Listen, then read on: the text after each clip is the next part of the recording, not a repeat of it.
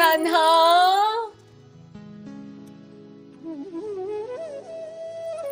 राधा।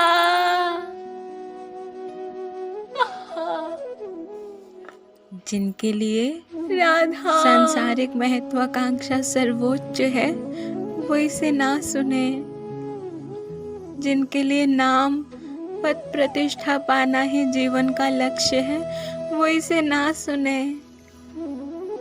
जो नैतिकता के मापदंड पाश्चात्य की विचारधारा से तैयार करते हैं और प्रेम श्रृंगार जैसे दिव्य शब्द को मात्र भोग के लिए है ऐसा समझते हैं, वे कृपा करें इसे ना सुने। क्योंकि आज महर्षि शांडिल्य मतवाले हुए एक ऐसी लीला वजन आपको सुनाने जा रहे थे। नित्य निकुंज में आज सुबह हुई। वैसे रोज ही सुबह होती है पर आज की सुबह कुछ अलग थी। हाँ, आज की सुबह कुछ अलग थी। सखियां कुंजरंध्र से देख रही हैं श्याम सुंदर और लाडली जू को। बड़ी गहरी नींद में सो रहे हैं युगलवर। ओह, कैसा अद्भुत दृश्य। उन दोनों की मालाएं एक दूसरे में उलझी हुई हैं। गौ रंग में श्याम सुंदर के नैनों का काजल यूं लगा हुआ है मानो दोनों एक हो गए हों। लटें बिखरी हुई हैं प्यारी जू की और सुंदर काले केश श्याम सुंदर के वक्ष पर फैले हुए हैं। नहीं नहीं सखियों, मत उठाओ उन्हें। ललिता सखी सबसे कहती है सोने दो, रात भर सोए नहीं है ये युगलवर। देखो ना नींद कितनी गहरी है। बहुत सुखपूर्वक सो रहे हैं दोनों, सोने दो। अच्छा ललिता सखी, हमें ये तो बताओ कि रात भर हुआ क्या। सब सखियां धीरे धीरे हंसी। ललिता सखी ने सबको चुप कराया। कहीं हमारी हंसी सुनकर युगलवर जाग गए तो अपराध हो जाएगा। उनके किसी भी कार्य में हमें विघ्न नहीं डालना। हमें तो उनकी हर इच्छा में अपनी इच्छा को मिलाते हुए और मिटाते हुए चलना है। केवल वे सुखी रहे, मैं और मेरा कहीं नहीं। ललिता सखी ने सबसे कहा चलो उस प्रेम सरोवर में बैठते हैं। हम सब वहां से युगलवर के दर्शन करेंगे और हमारा ध्यान भी चलता रहेगा। दूसरी सखी ने पूछा ललिता सखी कैसा ध्यान। अरे और क्या, हम प्रेम रस के उपासियों का ध्यान यही तो है कि युगलवर ने क्या किया और क्या कर रहे हैं और अब क्या करेंगे। हम कोई नाक और कान दबाकर ध्यान में बैठने वाले तो हैं नहीं। ललिता सखी की बातें सुनकर सारी सखियां हंस पड़ी। उस सुंदर से प्रेम सरोवर में ललिता बैठ गई। सखियों ने उन्हें घेर लिया। नहीं नहीं, सखियों ने ही नहीं घेरा, मोर पपीहा कोयल तोता ये सब भी घेर कर बैठ गए। अरे देखो, इस प्रेम सरोवर में हंस और हंसनी का जोड़ा विहार कर रहा था और एक ही जोड़ा थोड़े ही अनेक जोड़े थे, वो सब भी आ गए। कमल के अनेक फूल खिले हैं, मतवाले भोरे सब कमल पर ही थे, पर ललिता सखी की बातें सुनने के लिए उन भोरों ने कमल को भी छोड़ दिया और वो भी आ गए। ये ललिता सखी कौन है? पता नहीं क्या हुआ, एकाएक वज्रनाभ को महर्षि को बीच में ही टोक दिया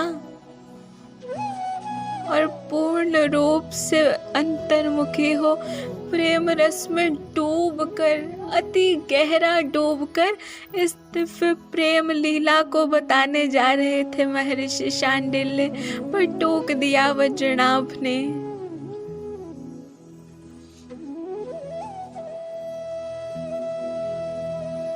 कुछ अच्छा नहीं लगा वज्रनाभ का इस तरह टोकना, पर प्रश्न का उत्तर तो देना ही था।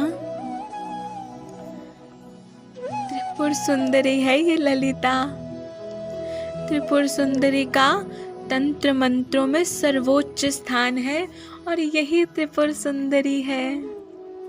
भगवान शिव के हृदय में विराजती हैं, समस्त कामनाओं की पूर्ति करने वाली और समस्त तंत्र मंत्र की अधिष्ठात्री हैं। देवों की भी पूज्या, देवों की भी इष्ट और समस्त साधनाओं की देवी है ये त्रिपुर सुंदरी। महर्षि ने समझाया, हे वज्रनाभ, यही त्रिपुर सुंदरी ही ललितांबा के नाम से प्रसिद्ध है। इनके अनेक नाम हैं, समस्त देवी देवताओं की ये सदा वंदनीया भी हैं। इतना ही नहीं, मंत्र विज्ञान और शाक्त दर्शनों में तो ये भी आया है कि ब्रह्मा विष्णु और रुद्र की भी वरदायिनी है ये त्रिपुरा भगवती, और इनको ललितांबा भी कहा गया।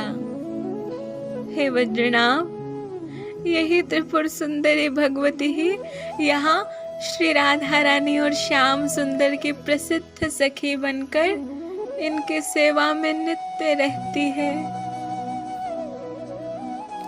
ये श्री राधा जी की समस्त सखियों में मुख्य सखी हैं। तो विचार करो वज्रनाभ, त्रिपुरा सुंदरी जिसकी सेवा में निरंतर लगी रहती हैं और उत्साह से अति उमंग प्रेम पूर्ण होकर, तो नालादिनी श्री राधा रानी की महिमा का गान कौन कर सकता है। बस इतना ही बोल पाए, फिर मौन हो गए महर्षि।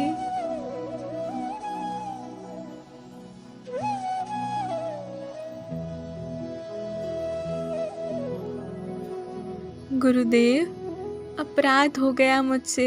मुझे उन ललिता सखी की बातों को ही सुनना चाहिए था जिस रस का वर्णन वो करने जा रही थी। उस रस को मैं फिर से सुनना चाहता हूँ महर्षि, कृपा करें। महर्षि प्रसन्नता पूर्वक उस प्रेम रस की चर्चा करने लगे। ललिता सखी सबको बता रही थी कि सखी, मैंने रात्रि में अचंभा देखा जब सुहाग की सेज पर प्रिया प्रियतम विराजे थे। ऐसा लग रहा था मानो अंधेरी रात में चंद्रमा पूर्णता में उग गया हो। ऐसा लग रहा था जैसे गौर वदन पर नीला रंग छा गया हो, जैसे घने बादलों में बिजली चमकती हो। ओह! इतना कहकर ललिता सखी मौन हो गई। आगे कुछ उनसे बोला नहीं गया, बोला ही नहीं जा रहा था।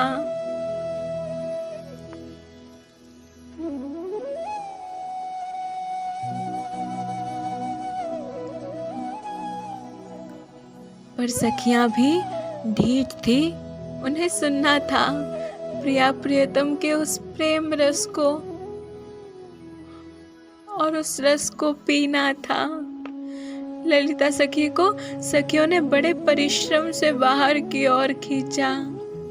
ललिता सखी तुरंत उठी। अरे, युगलवर उठ गए। क्या उठ गए? सखियों ने ताली बजाते हुए कहा। नहीं उठे, अब हमें बताओ उस सुख के बारे में। अब हम तुम्हें छोड़ेंगे नहीं। उफ, क्या बताऊं? फिर बताने लगी कुछ देर बाद ललिता सखी।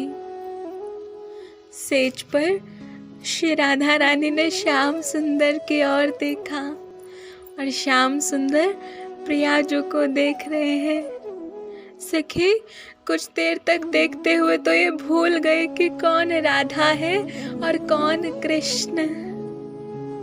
पता उस समय चला जब दोनों ने एक दूसरे को गलपैया दी।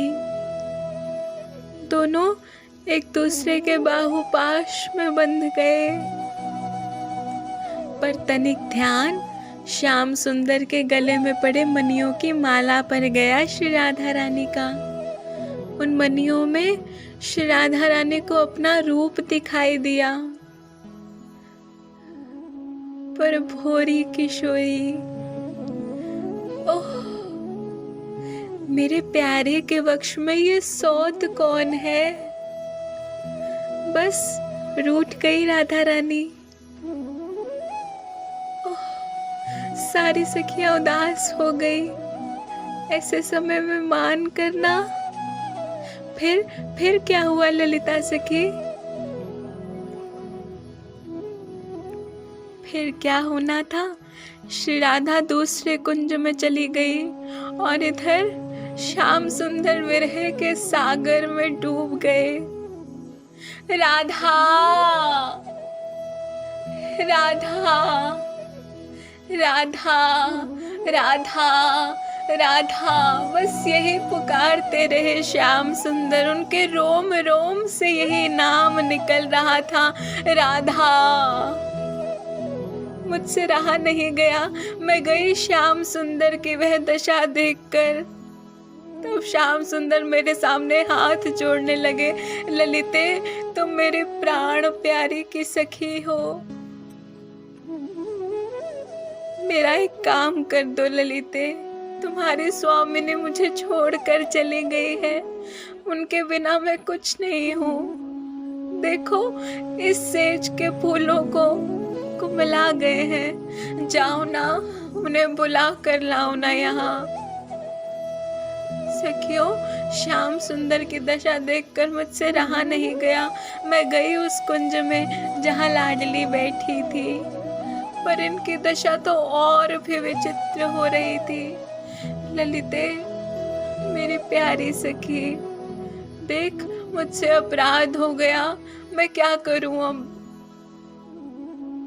ललिते, मैं कैसी ईर्ष्यालु स्वभाव की हो गई थी। मणि के माल में, उन मणियों में मैं ही दिख रही थी। पर सोच समझकर मैंने उन प्राण प्यारे को कितना भला बुरा कहा। अब मैं क्या करूं? बताना ललिते, अब मैं क्या करूं? सुन, रो रही है राधा रानी। सुन ललिते, ले आ उन्हें इस कुंज में। जाना। सखियों, मैं प्रियाजू की बातें मानकर फिर इधर आई श्याम सुंदर को लेने। पर ये क्या, श्याम सुंदर तो राधा राधा करते करते राधा ही बन गए।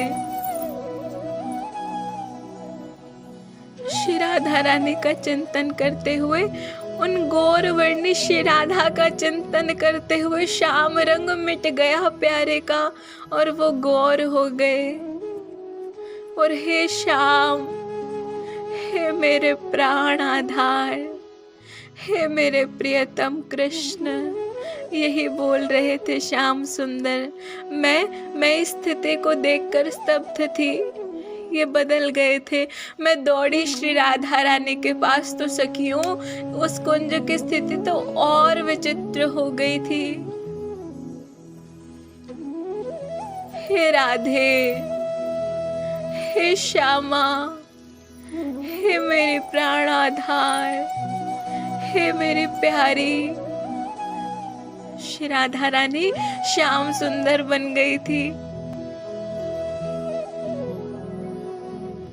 विरहा में इतनी तप गई थी कि कृष्ण कृष्ण कहते हुए श्री राधा रानी कृष्ण बन गई। गौर वर्ण विरह में धुल गया और श्याम रंग में रंग गई थी श्री राधा रानी।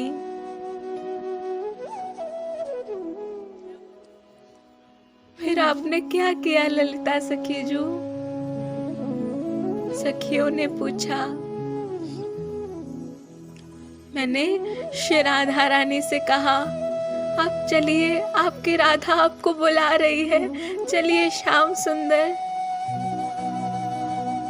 और कहाँ है मेरी राधा, कहाँ है मेरी लाडली, ये कहते हुए दौड़ी राधा रानी जहाँ श्याम सुंदर थे। उधर से श्याम सुंदर ने जब सुना, वो उधर से दौड़े, हे कृष्ण, हे मेरे प्यारे, हे मेरे श्याम, ये कहते हुए दोनों उसी सेज में जाकर मिले।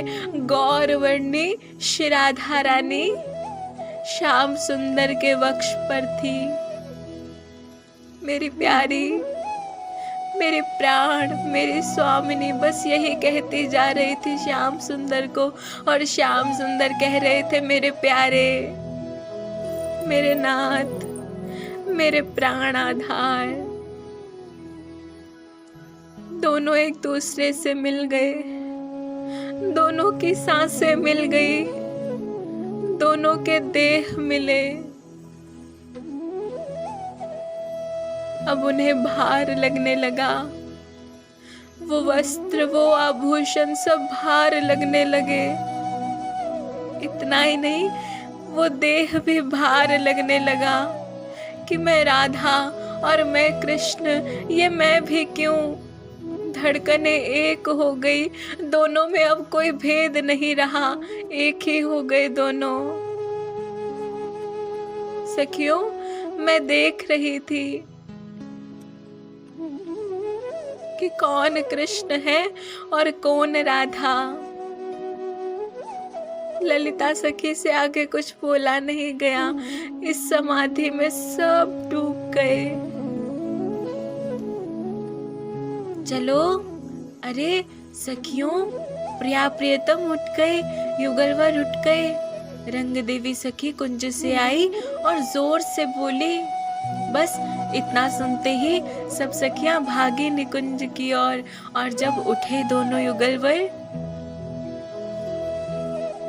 हाँ, उनकी अलसाई आंखें, उनका नीलांबर और इनका पीतांबर दोनों बदल गए।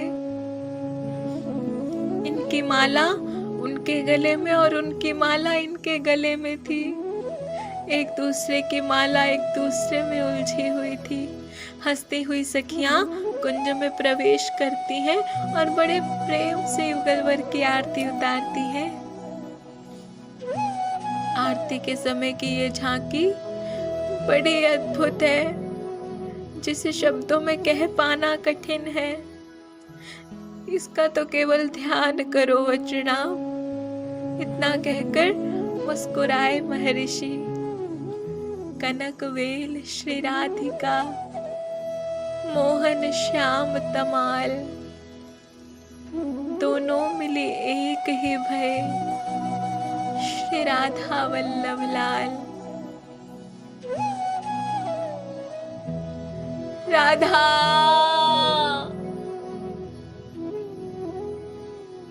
राधा,